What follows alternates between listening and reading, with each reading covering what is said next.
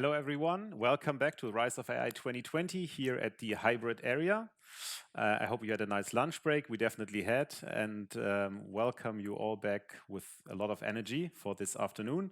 We will talk mainly about AI strategy, and we have a lot of very interesting speakers for that. And at the end, at 5 a.m., we have our Accenture Humanity competition. So please stay tuned for that. Now coming up, and you remember before the lunch break, we were talking about German regulation, AI, what politicians could do. So what is very interesting, obviously, is the European level of that. And Damian Boeselager from the European Parliament and Volt, I think it's a movement they called it, but maybe Damian can explain it later. He will explain us about what the AI regulatory framework on European level is and could be.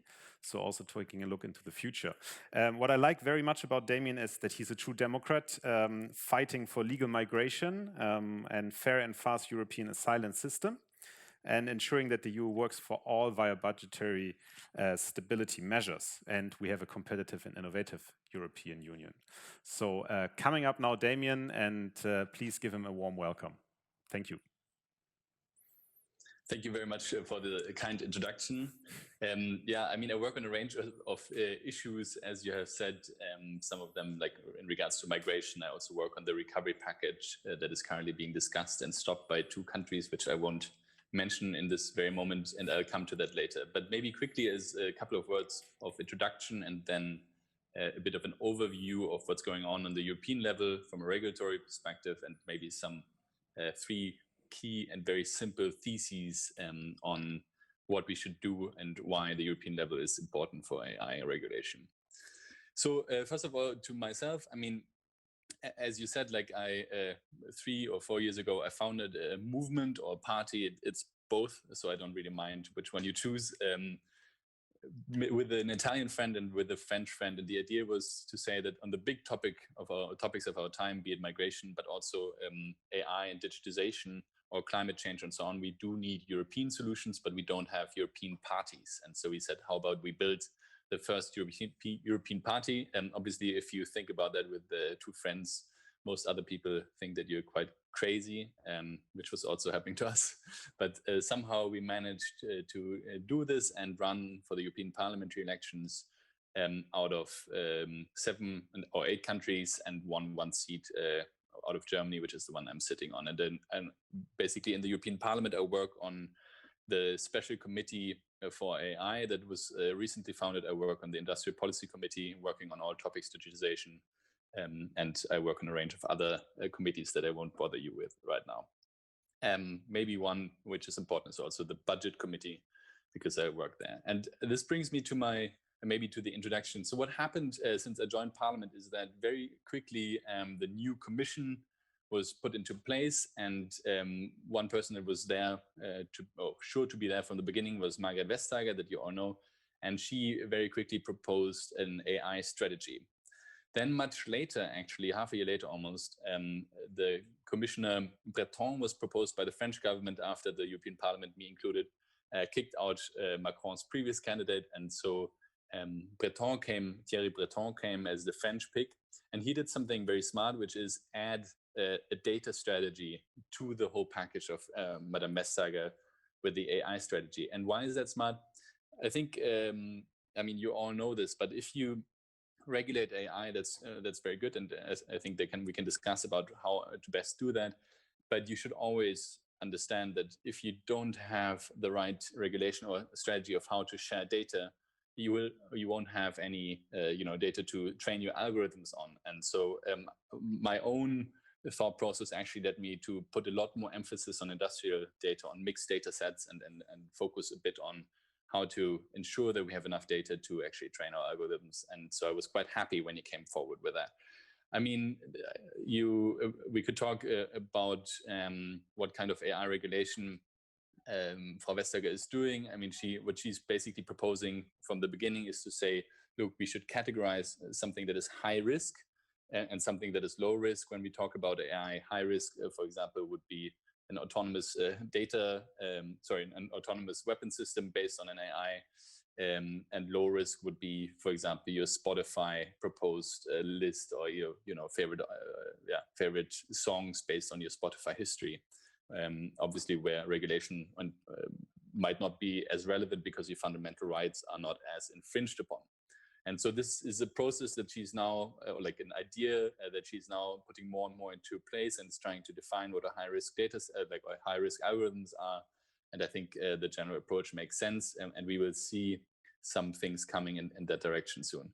And on the data strategy by Breton, we are still waiting a bit more on details. The idea is to somehow create European data spaces so that in specific industries you create rules that would allow companies, but also the public sector, to share more data. And I can answer some questions on that if you're interested in that. Now to my thesis. I think the first thing, and here I do differ quite substantially from Dorothee Bär, who spoke earlier. The first thesis I have is that European makes sense, and we should focus really on European regulation rather than national fragmentation, I would call it. And the reason for that is that you all know we already have, quite a complex internal market in the European Union. And if we destroy or further fragment the digital common market, if you want, with national regulation that really strongly infringes upon your chance to train your algorithm with European data, I think we run into a huge problem, and we weaken the anyways already difficult European marketplace for European competitors even more.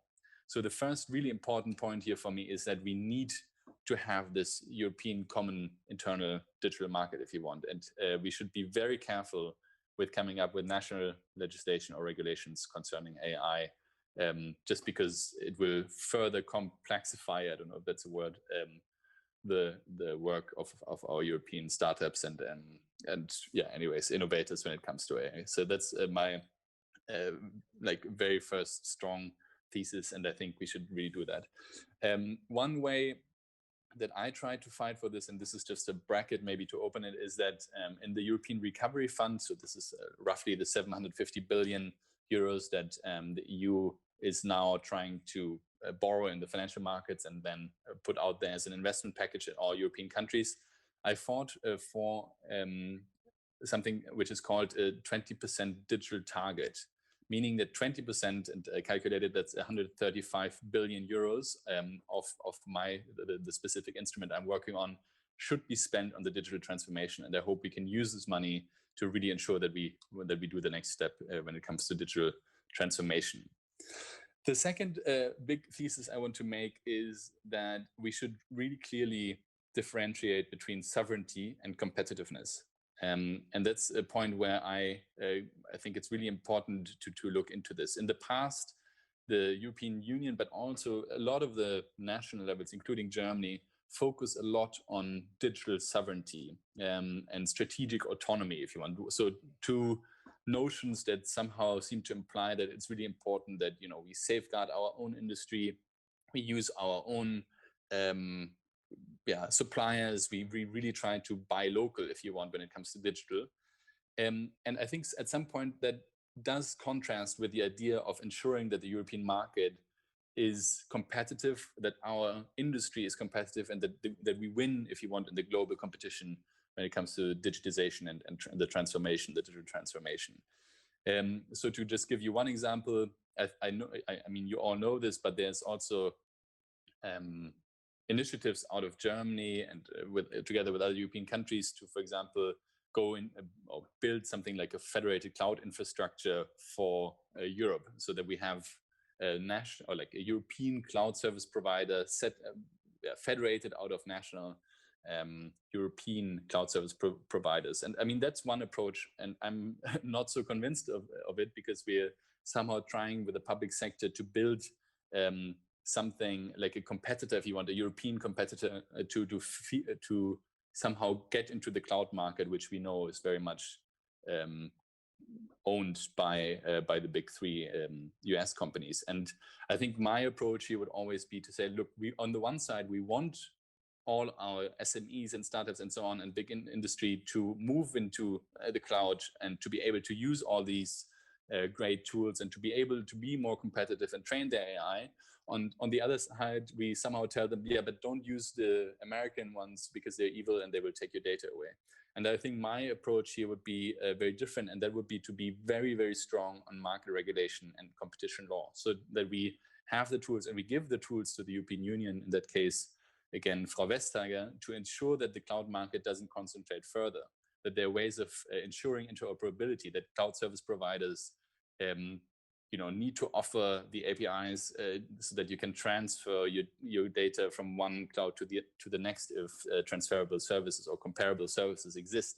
So all this, for me, it's a bit of a philosophical question, but I think rather than trying to force European competitor or European industry to use European providers, I think we should just enforce that everybody who acts on European soil and who provides European companies with cloud services, in that example, should be held to a minimum standard. And that also means that data, if companies want that, cannot be transferred, for example, outside to other countries, and we know the whole complication with the Cloud Act in that regard. But I think to be strong on that, to be strong on the standards, on the equal playing field, on fighting concentration in markets and digital markets, I think that's and digital infrastructures, I think that's really important. But I don't think it makes sense that the state, if I can say that, builds service offerings that try to compete with what we have there.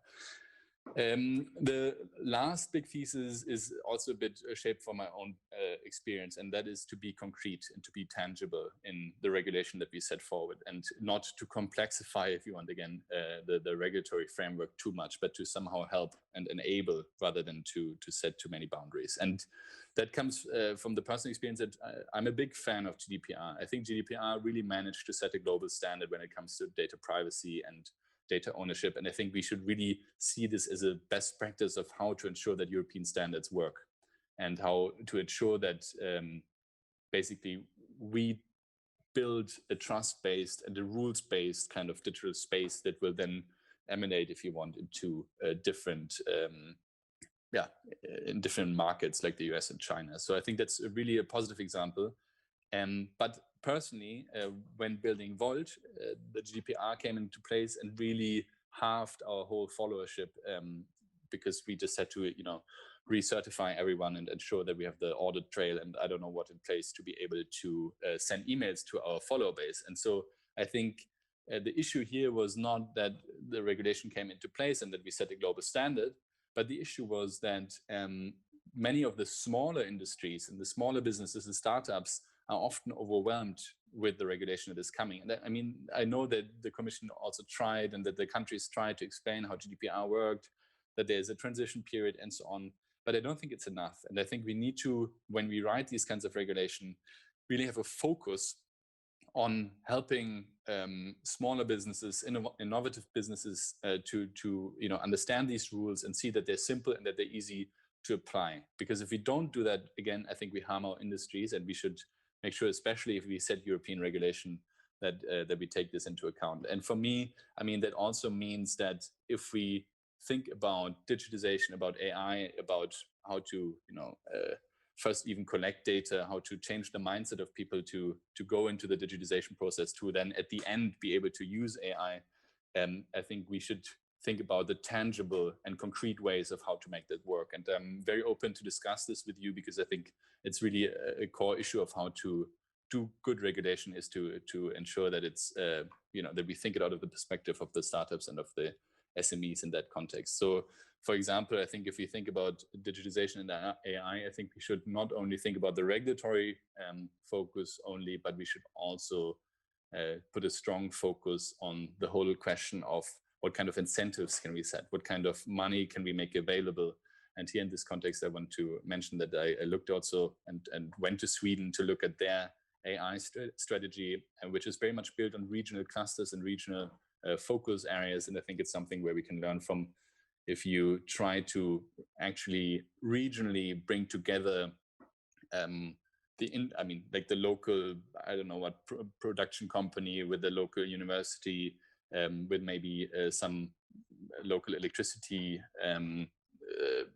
production company or whatever, so that you create local use cases, and then you discuss, okay, what kind of data are you producing? How could we use that to potentially, lower energy costs and be more energy efficient in a certain way? So I think to really focus on local or regional areas and priorities, and have a bit more of a bottom-up approach, and allow for funds to be used to have a legal clinic in these kind of local contexts, so that all the legal questions can be clarified. I think then we can work our way from use case to actually a digitally transformed society. So I think maybe as a closing remark, and then I would be very happy to also hear your thoughts on many of these issues and your questions. I believe that sometimes, so in general, AI is what we should aspire for, and the AI transformation is something that will happen. But when I talk to all the SMEs and startups on a tour around Germany, but also other countries, and when I look at the different ways to regulate, I think we really have to understand that companies are on a journey from being almost completely analog to using AI as the core of their business model. And for me, what I'm really interested now in is how to, in the next digital transformation process, which is really about industrial data and making industrial data usable for AI across the European Union, I think in that process, we really need to think very carefully about how we set, as I said, European standards rather than national fragmentation, how we can help European companies to be competitive on this journey from the analog to the complete AI integration, if you want, how we can really understand where the majority of them lie, and how we can help them along this way to make it very concrete and tangible with use cases and business cases. This is a bit the focus I have. I think from the European level, we will see quite a lot quite soon, as I said, when it comes to AI classification, high risk, low risk, in the way of Madame Boeselager, if you want. And I think that's useful to set a bit of a frame. But I think when it comes to the data strategy and how to actually enable companies to share data so that they can move on this journey from analog to AI, I think that's where we still have to do a lot of thinking. And I believe it's really at the beginning of a thought exchange, and I would be very happy to hear more from you also now in the Q&A, but also afterwards, if you have any thoughts in that direction. That's it from my side. I would be very happy to use the remaining time for question and answers. Cool. Thanks very much, Damian. I think we have one question from Markus Schmidt. What's your opinion about GAIAX? Maybe, Damian, you can also explain what GAIAX is first for everyone. Yeah, I mentioned that indirectly in my speech a bit. So GAIAX is the idea, if I get it correctly, but I never fully get it, and that's I have tried, but I'll admit that. So GAIAX is the idea of a federated cloud infrastructure, so bringing together European cloud service providers to be able to compete, if you want, with the American cloud service providers, and yeah, basically set up a system of European cloud service providers so that they have the same kind of like some form of a competitive offer. And I think the idea is that, especially for public procurement of cloud services, they should be able to join a tender. For example, if the European Commission says we need a new cloud infrastructure for research data or whatever on the European level, that this cloud federated cloud infrastructure would be able to compete with the American ones. But since this is started out of the German industry ministry, I think I have to still understand how it actually works. I think that's a bit my question in that regard. And as I said, I would rather than trying to build competitors, I would try to set extremely clear guidelines of what any cloud service provider in Europe has to follow, such that even if I choose Amazon Web Services or whatever, Google Cloud, I don't know what, or Azure from Microsoft, that I'm that I know what I can get, and that I'm sure that my data is secure if that is what I want, if that I use whatever kind of offer that they offer, but I know that it's regulated under European law. So I think what I'm trying to say is I think it should be possible for European companies to choose whatever cloud service provider and have 100% trust that the data is secure, that the data cannot be transferred to another country or even government, for example, under the Cloud Act, and that nobody uses their data in a way that is not, proper. I think that's, for me, a bit the focus I would like rather put. Cool, thanks. Markus also had another question: how to motivate the big tech players to share their data with smaller players, probably referring a bit to the US players. Yeah, I mean, here I'm much more interested and open, because I think, as you probably heard, I'm very much on the side of the startups and the new players, the new entrants, if you like, because I mean, my movement, Volt, is a new entrant into a market, a political market, and I can see already what kind of barriers of entry exist in such a setting, where you really have a zero-sum game, if you want.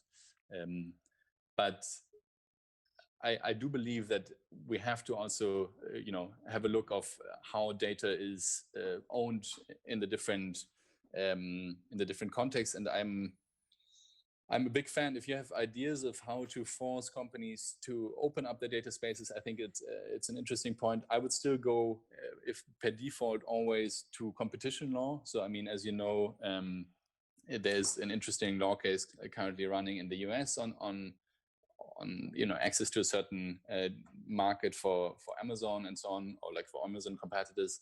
And I think we should always try to understand, where's the competition infringement, and can we somehow give the EU Commission a bit more power to monitor certain markets, advertisement markets and others, to like ensure that. But I mean, if you think that, a general law that you have to publish your data unless it's personal data or contains any trade secrets or like business secrets, I mean, I would be very happy to think about it, but I just haven't seen a good system yet. I think one problem there is also, if you don't pay for the product, you are the product. So who gives away the product data when they can monetize it? One thing that I always find interesting is the discussion about regulation is usually around B2C products. So it's about the end consumer, which makes a lot of sense. But you mentioned the industry, that this one is also very important. Do you see any need for regulation of AI in industry data place for Europe? Anything where we have to protect our data, or actually can even foster more AI or support it with regulation?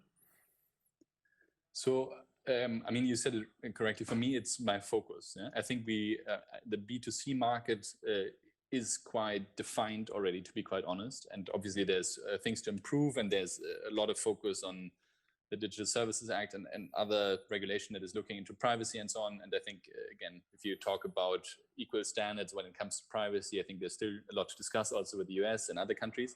But I think the next big transformation, the next big digital transformation where the EU can try to be competitive is really when it comes to industrial data, because we hold a lot of this industrial data, and we hold it in very decentralized ways, because we have a strong Mittelstand, we have SMEs, we have startups which hold this data.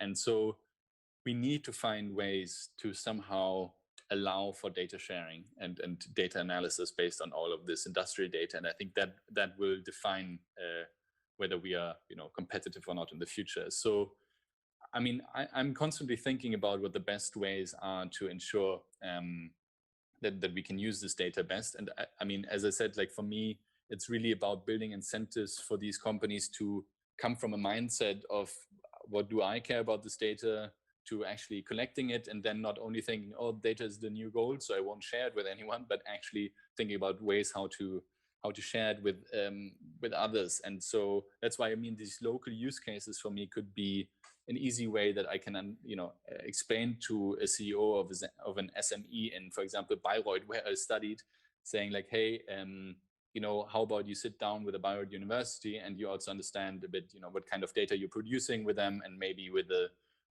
like 2 or 3 other local companies, and you think about, is a textile AI something that we could potentially think about building together? And I think these very clear use cases are quite helpful in that regard. Since we have 5 minutes left, I may share my perspective there, and please give me your thoughts. Usually the companies we invest in, so I'm an investor, and the AI companies we invest in, they build up this called data moat. so a strength of having their own data, annotated data, trained machine models, and they create products out of it. So it's based on my annotated labeled data. I don't want to share it because I don't want anybody else to build a product. So wouldn't it be a problem if I have to share it based on regulation, because you might kill my USP that I need to build this big company that you actually want to support? Or am I missing something out here?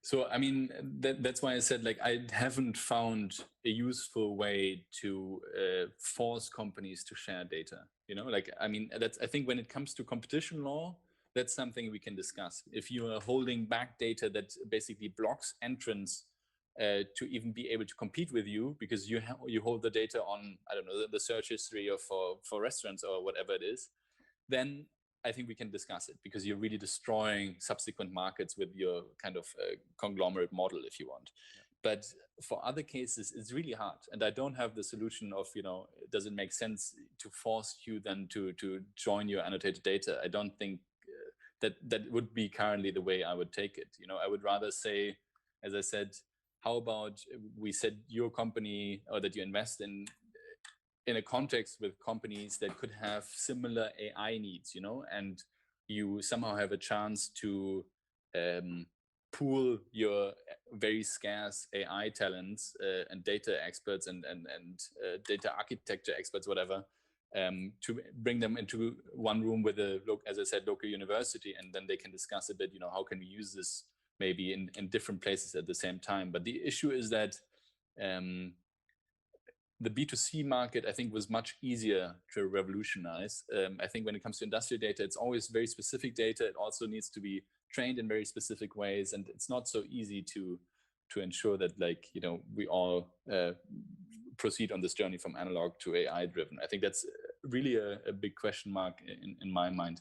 I mean, I also looked very deeply into standardization questions. So should you develop more industry standards when it comes to how data is structured to ensure higher data quality, to ensure that, you know, once you decide with another company that you actually want to share your data, you don't take a year to somehow make it transferable even, but that you can almost do that with a click. And I think there's some ways that we need to work together with the standardization agencies, if you want, authorities, to make that happen. But maybe to make it very short, I'm not yet there that I would say you need to share your data right now, because then it's not thought through. Yeah, I agree with you, and I would say regulation could help to share it in a safe way, so that people are not stealing the data or misusing the data. So I think that's where you can help a lot those companies, because sharing data in industry context is really difficult for startups to build those companies. Since Christmas is coming up, I asked that the other two before as well. What would be your biggest wish from the European Parliament to really support AI, foster AI in the future? What is something people should do more? Yeah, I think I said it earlier. For me, it would really be to think European. I mean, that's in general like a message I'm trying to get out there. But I think in this context, it's really, really important as well. If we now run ahead with national regulation, especially out of the biggest market in Germany, and say, hey, it's a good idea to regulate AI here on our turf, then we will run into this game of national regulations everywhere. And then I think we have basically seriously harmed our competitiveness versus the big other markets, China and the US, because we have not taken advantage of the fact that we have a European Union, that we have a European framework and regulation that we could try to have all these discussions in. But we have decided to be, again, small nations, irrelevant nations, and destroyed the competitive edge for our AI businesses, be they startups or SMEs. Thanks a lot, Damian. And it's great to have somebody like you in the Parliament helping all of us. Thanks for your view and everything. And I hope we can support you more in the future. Thank you very much. Again, happy for ideas via email or any social media at all times. Cool. Thank you.